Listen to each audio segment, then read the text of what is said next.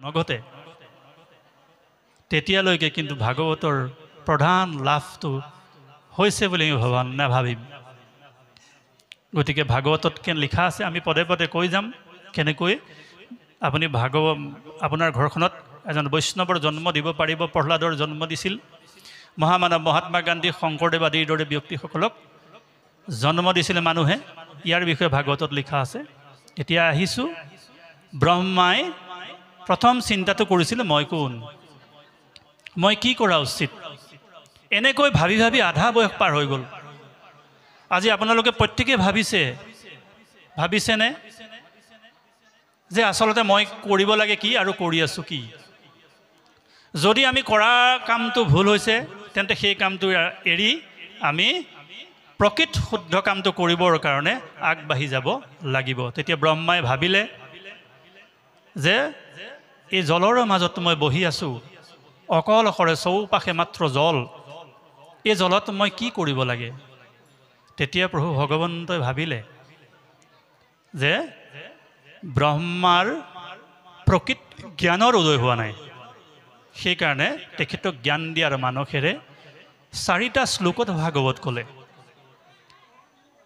এই 4টা শ্লোকৰ ভাগৱতৰ পৰাই আমাৰ দ্বাদশ স্কন্ধ ভাগৱত হৈছেহি।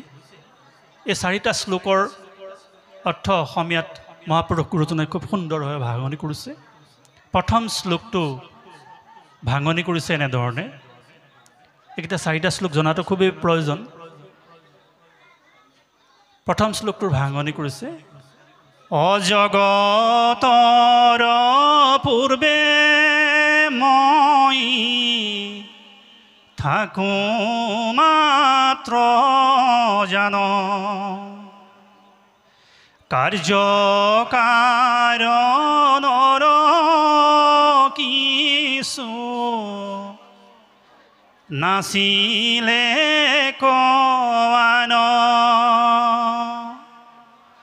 মোক মাত্ৰ দেখি সৃষ্টিৰ মধ্যত, দেখা শুনা মানে সবে মই বিচাৰত, মই মাত্ৰ অৱশেষ থাকোঁ অন্তত, কুণ্ডল ভাঙিলে যেন সোণা স্বৰূপত। প্ৰভু ভগৱন্তই প্ৰথম শ্লোকটো দিছে, নিজৰ চিনাকি দিছে। কি বুলি দিছে? জগতৰ পূৰ্বে থাকোঁ মই জানো। জগতৰ পূৰ্বতে অকল ময়ে আছিলোঁ, আৰু জগতৰ শেষতো কিন্তু আকৌ ময়েই গৈ থাকিমগৈ। জগতৰ পূৰ্বে মই থাকোঁ মাত্ৰ জানো, কাৰ্য কাৰণৰো কিছু নাছিলে কাৰণ, কাৰ্য আৰু কাৰণ দুটা নাছিল। প্ৰভু ভগৱন্তই ভাবিলে, কি ভাবিলে? যে মই সৃষ্টি কৰি জীৱৰ লগত অকণমান বিনোদ বিলাস কৰিব খুজিলে, সেইকাৰণে তেওঁ সৃষ্টিৰ পাতনি মেলিলে। কাৰ্য কাৰণ, কাৰ্য নহ'লে, কাৰণ নহ'লে কাৰ্যৰ সৃষ্টি নহয়, কিবা এটাতো কাৰণ লাগিব। প্ৰভু ভগৱন্তই ভাবিলে যে মই মোৰ উদৰত থকা জীৱসমূহক বাহিৰ কৰি আকৌ মই জীৱসমূহৰ লগত বিনোদ বিলাস কৰিবৰ মন গ'ল। সেইকাৰণে প্ৰভু ভগৱন্তই ব্ৰহ্মাক ক'লে যে মই সৃষ্টিৰ আদিতো ময়েই আছোঁ আৰু শেষতো গৈ ময়েই থাকিমগৈ, মোৰ ব্যতিৰেকে আৰু সংসাৰত একো নাথাকিব। মোক মাত্ৰ দেখিও সৃষ্টিৰ মধ্যত, যিমানবিলাক তুমি আজি দেখি আছা সমস্তখিনি কিন্তু ময়েই। ইয়াত যিমান আমি ভকত বৈষ্ণৱ গোট খাইছে সকলো শুদ্ধ প্ৰভু ভগৱন্তৰ ওচৰৰ পৰা আহিছেনে? আপোনালোকৰ বাৰু সৰু এটা কথা আমি সোধোঁ। আমি কিছু আখ্যান বা কথা আমি ক'ব লগা হয়, ভাগৱতৰ ধাৰাটো অব্যাহত আৰু সহজ সৰলকৈ বুজাই দিয়াৰ মানসেৰে কোৱা হয়। ধৰি লৈছোঁ আপুনি আমেৰিকালৈ গৈছে, আমেৰিকালৈ গৈছে ধৰি লওক, তেতিয়াতো আমেৰিকাত চবেই ইংৰাজী ভাষাতে কথা ক'ব নহয় জানো? ইজনে ইংৰাজীতে কথা পাতিব। আপুনি আৰু ধৰি লৈছোঁ আপোনাৰ পৰিবাৰ দুয়ো আৰু আমেৰিকা গ'ল। আমেৰিকাত এতিয়া চবেই ইংৰাজী ভাষাত কথা পাতিছে, আপুনি আৰু বজাৰত ঘূৰি ফুৰিছে। কাৰো লগত মনৰ কথা পাতিবলৈ ভাষা বিচাৰি পোৱা নাই। বিচাৰিতো নাপায়। আপুনি পাতিব লগা হ'লে দুয়োগৰাকীৰ মাজতে পাতিব লাগিব, কাৰণ আপুনি ইংৰাজী ভাষা নাজানে। সেইকাৰণে আপুনি আইগৰাকী আৰু আপুনিয়ে কথা পাতি পাতি বজাৰ কৰি ঘূৰি ফুৰিছে গোটেইখন। তাৰ মাজতে হঠাৎ আপুনি বজাৰ কৰি ঘূৰি ফুৰোঁতে মাজতে দুজন মানুহ পাৰ হৈ গুচি গ'ল আপোনাৰ কাষেদিয়ে। দুইজনে অসমীয়াত কথা পাতিছিলে। আপুনি বজাৰ কৰি ঘূৰি ফুৰোঁতে দুজন ব্যক্তি পাৰ হৈ গ'ল, যি দুজনে অসমীয়াত কথা পাতিছে। তেতিয়া আপোনাৰ মনটো কেনেকুৱা হ'ব বাৰু? জোৰে বস্তু ততে এৰি এই মানুহকেইজনক বিচাৰিব লাগে। তৎক্ষণাত আপোনাৰ মনটো যাব যে সেই মানুহকেইজন ক'ৰ মানুহ? এইটো অসমৰ মানুহ হয়। এই মানুহকেইজন পাৰ হৈ গ'ল যে এইকেইজন অসমৰ মানুহ, মোৰ ঘৰৰ ওচৰৰ মানুহ হ'ব পাৰে। বাকী বস্তু কিনো নিকিনো সেই মানুহকেইজন বিচৰাত আপুনি লাগি যাব। কেলে? সেই মানুহকেইজনে আপোনাৰ ভাষা পাতিছে। আপোনাৰ যিটো ভাষাত আপুনি কথা পাতে সেই কথাটোৱে পাতি আছে। সেইকাৰণে সেই মানুহকেইজনক পাবৰ কাৰণে আপুনি ধাবিত হৈ গুচি গ'ল। তদ্ৰূপ আপোনালোকে আজি ভাবক, আপোনালোক ভাগৱতৰ ওচৰলৈ আহোঁ বুলি অহা নাই, কাৰণ আপোনালোকক ভাগৱতে আকৰ্ষিত কৰিছে। ক'ৰবাত নহয় কোনোবা জনমত আপুনি ভাগৱতৰ কথা শুনিছে বা কৃষ্ণৰ কথা ক'ৰবাত নহয় ক'ৰবাত শুনিছে। হয়তো বৃন্দাবনে আপোনালোকৰ তৃণ হৈছিল। আমিও ভাবিছোঁ প্ৰভু ভগৱন্তৰ একেবাৰে কাষত নাপালেও চাগে তৃণ হিচাপে আছিলোঁ। সেইকাৰণে কৃষ্ণৰ কথাবিলাক আমাৰ শুনিবলৈ খুব মন যায়। সকলো মানুহ কিন্তু ইয়ালৈ আহিব নোৱাৰে, কাৰণ যাৰ সেই ব্যৱস্থাটো আগত আছিল, প্ৰভু ভগৱন্তৰ লগত কিবা নহয় কিবা সম্পৰ্ক আছিল। যেনেকৈ তেওঁ নিজৰ মাতৃভাষাটো কোৱাৰ লগে লগে সেই মানুহজন বিচাৰিবৰ কাৰণে ধাৱমান হৈ গুচি গ'ল, তদ্ৰূপ আমিও ভাগৱতৰ কথা শুনিবৰ কাৰণে ধাবিত হৈ গুচি আহিছোঁ। ই স্বভাৱগত ধৰ্ম।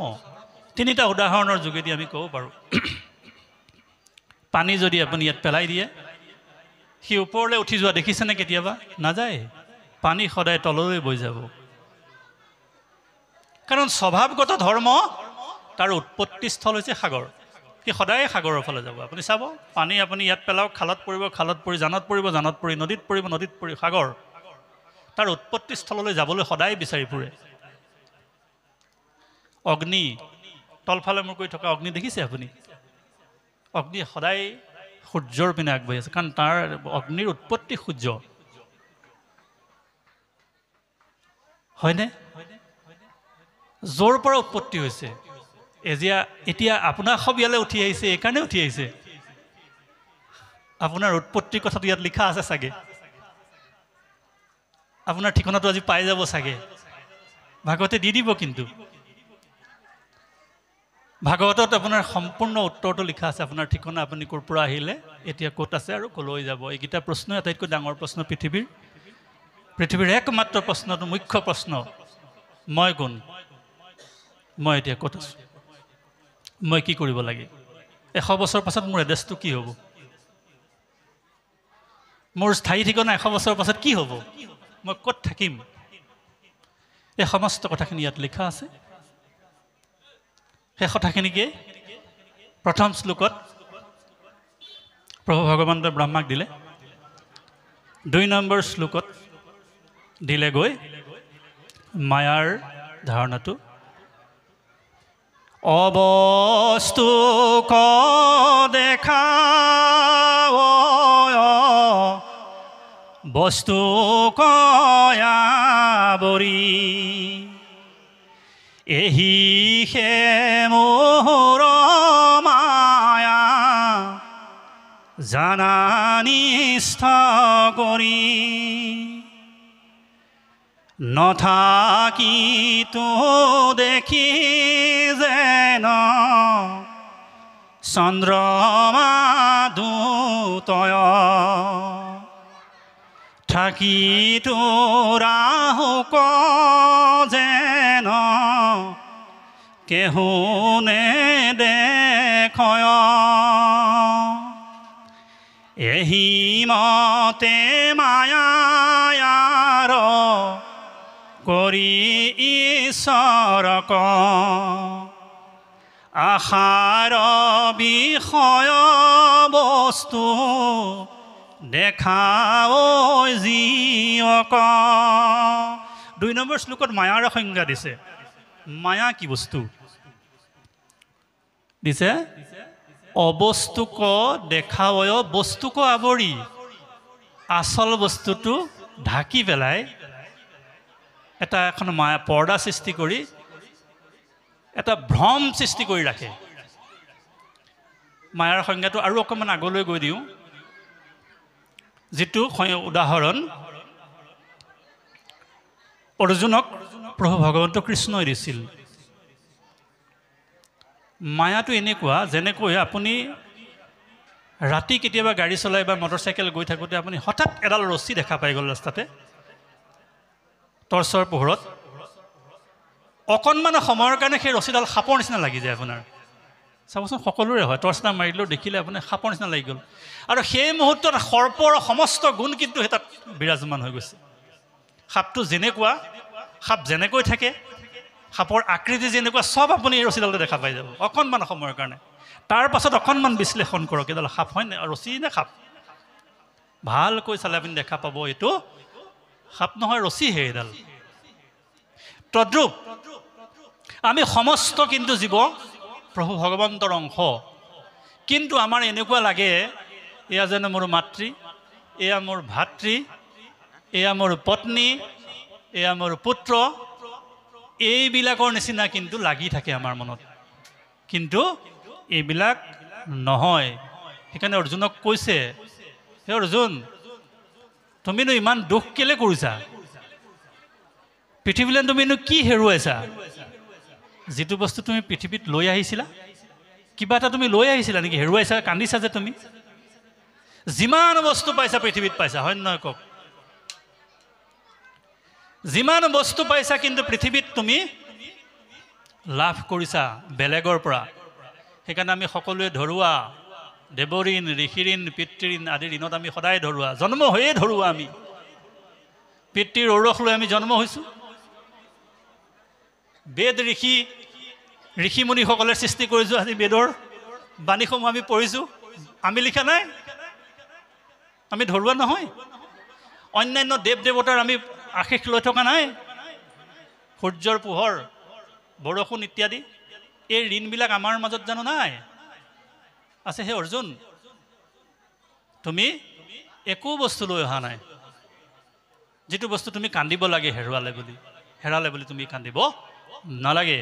সেইকাৰণে 2 নম্বৰ শ্লোকত মায়াৰ সংজ্ঞা দিছে। মায়াৰ সংজ্ঞাটো তাৰ পাছৰ উদাহৰণটোত দিলেগৈ, যেনেকৈ আপুনি এটা খুব মানে সোঁত নথকা ফটফটীয়া পুখুৰীত যেতিয়া জোনাক ৰাতি, আজি জোনাক ৰাতি, খুব ধুনীয়া সূৰ্যৰ মানে জোনৰ পোহৰটো উদ্ভাসিত হৈ আছে, এনেকুৱা লাগিছে যেন বৃন্দাবনত কৃষ্ণই ৰাসলীলাৰ কৰাৰ এটা পৰিৱেশ। আৰু এই মুহূৰ্তত আজি কলিৰ আমি আটাইতকৈ উৎকৃষ্ট কৃষ্ণৰ কথা শুনি আছোঁ। আৰু যিবা জানো কোৱা হৈছে, চেষ্টা কৰা হৈছে। গতিকে সেই যে মানে খুব সুন্দৰ পুখুৰীটোত আপুনি 2টা চন্দ্ৰ দেখিবলৈ পাব। আচল চন্দ্ৰ তাত আছে আৰু ইয়াত প্ৰতিবিম্ব। আপোনাৰ 2টা লাগি যাব, কিন্তু 2টাটো নহয়।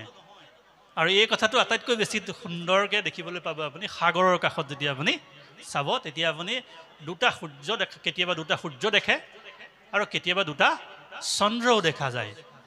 সেইকাৰণে মায়াৰটো এনেকুৱা, আচল বস্তুটো কতৰাই মিছা বস্তু এটাক তোমাৰ চকুৰ আগত দাঙি ধৰিব। এইটো হৈছে মায়া, 2 নম্বৰ শ্লোকত দিছে।